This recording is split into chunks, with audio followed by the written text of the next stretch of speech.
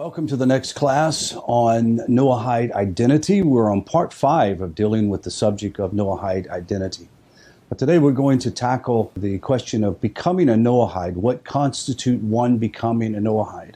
I hope up to this point I'm being descriptive enough and explaining the situation well enough for you to understand clearly what is a postmodern Noahide. As we've known, these terms can sometimes get convoluted at best by people who have not really studied the scholarship. Now, by no means am I touting myself as a scholar on this subject. However, I am standing on the shoulders of some many great rabbis that have went before us to study out and to make sure that the Torah law on the non-Jew is very clear. The question is how does a non-Jew accept the Sinai aspect of the Noahide laws? There is one further question that for our purposes is very important. Now, when I mention paragraph 10, paragraph 11, I'm going back to previous classes in which we're talking about specific tractate that was dealing with the Noahide or the non-Jew. It is very important that in paragraph 11, in continuation of paragraph 10, or is 11 independent of paragraph 10? Now, let's go back and look at what paragraph 10 states again. And so too, it was commanded to Moshe by the Almighty to force the peoples of the world to accept the commandments charged to the children of Noah. All who do not accept them shall be executed. One who accepts them is called a ger toshav. Now, immediately thereafter, in paragraph 11, opens up with this. All who accept the Sheva Mitzvot and are careful to observe them are called michesedi umus olam, or the pious people of the world, and they shall have a share in the world to come. Now, let me just answer this real quick. Some have asked, if you're not Jewish, you're probably going to wonder, what is the world to come? The world to come is the time period after the Messianic era in which we inherit this higher level of existence, returning back to the Garden of Eden. We will resume having bodies like Adam and Eve. That's as much as I can explain to you at this point, and many struggle to understand that. Now let's go on. If we are assuming that paragraph 11 is a continuation of paragraph 10, then it would mean that a Gentile must accept the Noahide laws before Beis Din and become a ger toshav in order to be a michesedi umos olam. If this is the case, no Gentile today can become a pious person of the nations because we cannot currently accept the ger toshav. This is the idea because we don't have a temple. We're not in Novel or Jubilee yet. If paragraph 11 is independent of paragraph 10, then a Gentile can become a michesedi umos olam even by private acceptance of the Noahide laws. That is, providing that this acceptance is based on the Sinai revelation. In such a case, acceptance of the Noahide laws is independent of the laws of the ger toshav. This reading would therefore allow for a Noahide identity independent of a ger toshav. Let's examine possible answers. For the modern Noahide, resolution of this question is vitally important. There are a number of approaches, and we're going to examine them right now. Rabbi Bezalel Zoti and Rabbi Yosef Kahneman, their view is the most radical and is based upon a super literal reading of paragraph 10 and 11. The crux of their approach is that a ger toshav is a religious status somewhere between that of a Jew and a non-Jew. Accordingly, they interpreted acceptance of the Noahide laws before a Beis Din as a conversion to a new religion, a ger toshav. The new religious identity includes the right to live in Israel, to be supported by the Jewish community, and become michesedi umos olam, or pious person of the world. According to this view, the various parts of the ger toshav identity do not exist independent of each other, nor do they exist absent of this conversion. This approach sees that paragraph 11 as a continuation of paragraph 10. However, They admit that their opinion is only theoretical because we cannot accept Ger Toshav in our times. So modern Noahides are then left with only one option, and to be lesser category of one who fulfills the commandments voluntarily. Of the wise of the nations, we must reject this interpretation for two reasons. Here we go. The majority of scholars interpret Ger Toshav as a legal construct, not as a religious identity. Number two, this approach is contrary to the practical halakha and halak reliance upon the Ravad and Kesef Mishnah's understanding of Maimonides' discussion in section 1, above, what we were just last talking about. Rabbi Yitzhak Ze'ev Soloveitchik, the Brisker Rav, and Raphael HaKohen Suskin, they adopt a very literal reading of Maimonides.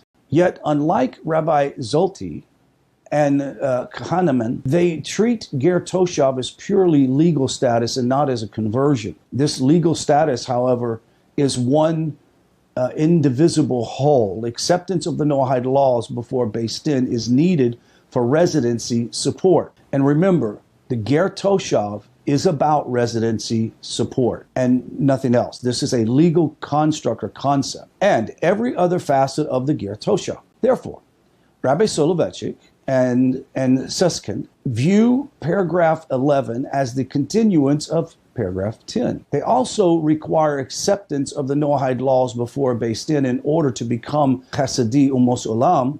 However, Rabbis Soloveitchik and Susskind agree that this is not possible in our times because we do not today accept Ger Toshav. As with the opinion of Rabbi Zolti and Kahneman, we must also reject that if of Rabbis Soloveitchik and Susskind, their literalist reading of the Maimonides also precludes relying upon the opinions of Rafkid and Kesef Mishnah to explain the residency of a non-Jew in a modern-day Israel. Rabbi Meir Simcha HaKohen of Divin, Rabbi Meir Simcha agrees with Rabbi Soloveitchik with Ger Toshav is not a conversion to a new religious identity, but purely legal construct. Like the Ravad and Kesef Mishnah, the Rabbi Meir Simcha maintains that the various facets of Ger Toshav may exist independent of each other. However, Rabbi Simcha does not address our specific question. Is acceptance of the Noahide laws before a Beis Din needed to become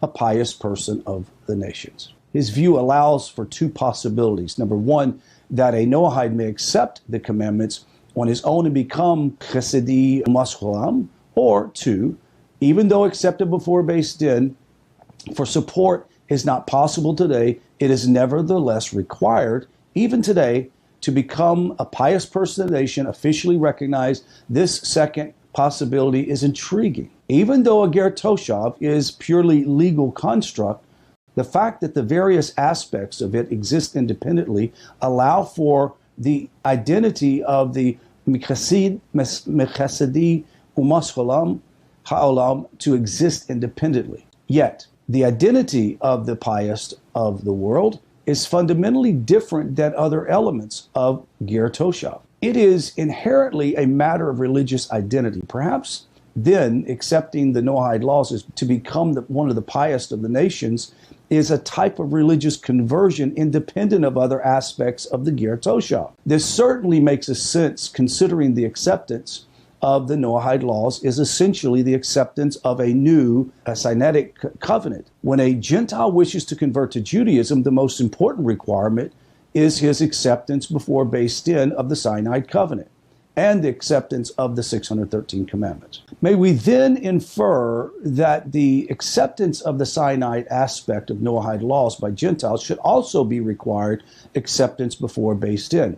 Because remember, when we talked about before, after Moshe, there became the requirement of the nations to identify and recognize the laws came from God through Moshe.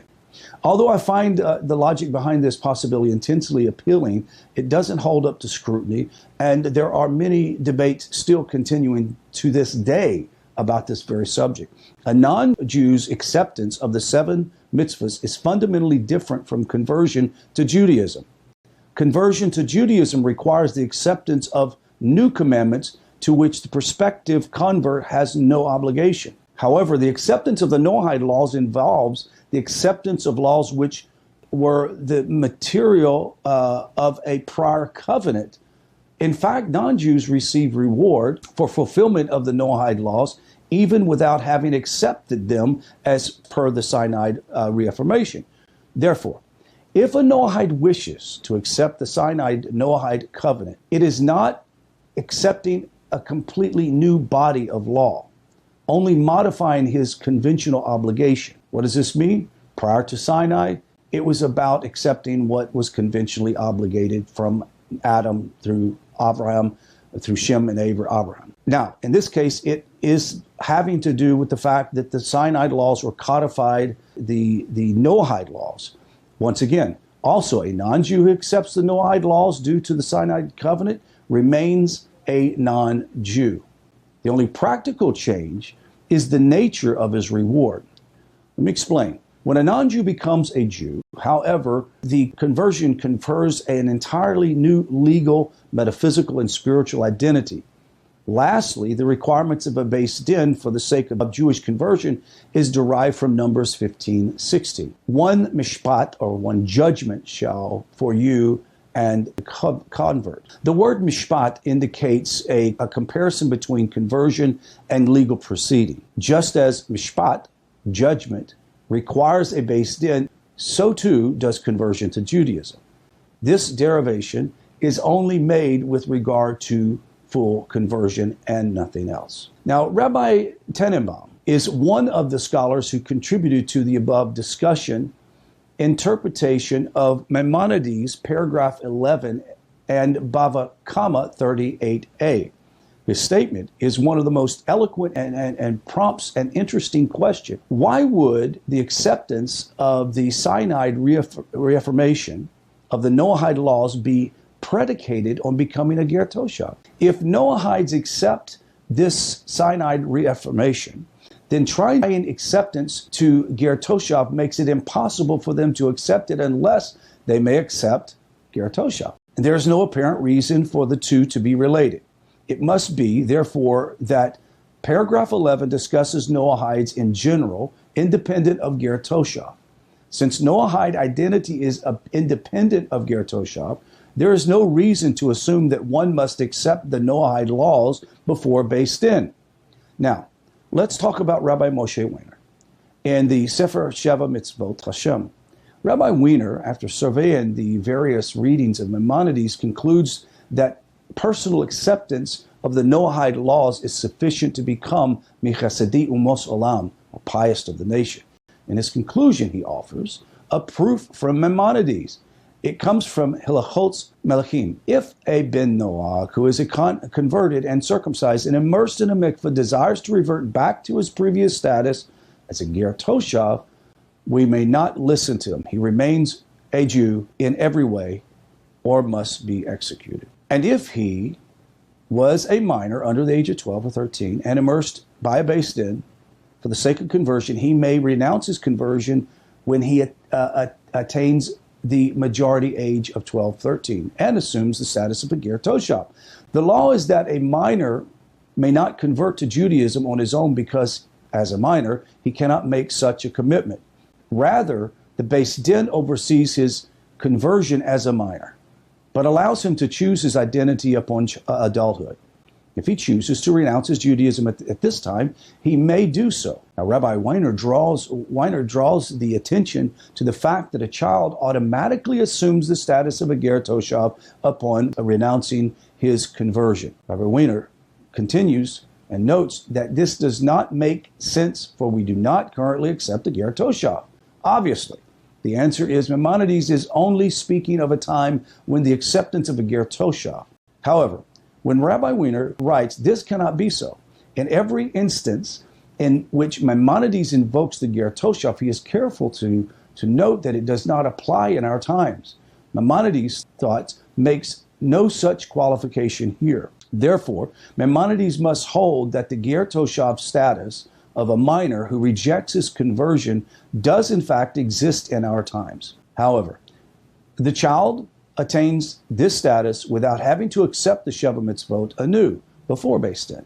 Rabbi Weiner concludes that one who accepts the Noahide laws without acceptance before Beis Din attains some partial identity as a ger toshav, even in our times, and is thus michesedi umos olam. Let's look at Maimonides. Maimonides' own words states to the above, and will add Maimonides' own words penned in response to a question as to the merit non-Jews receive. As for this question about the Gentile nations, you should know that God desires the heart and that matters flows from the heart's intentions. Therefore, our rabbis and sages of truth, peace be upon them, have said the pious of the Gentile nations have a share in the world to come. This is if they have achieved that which is proper to achieve of the knowledge of the Creator.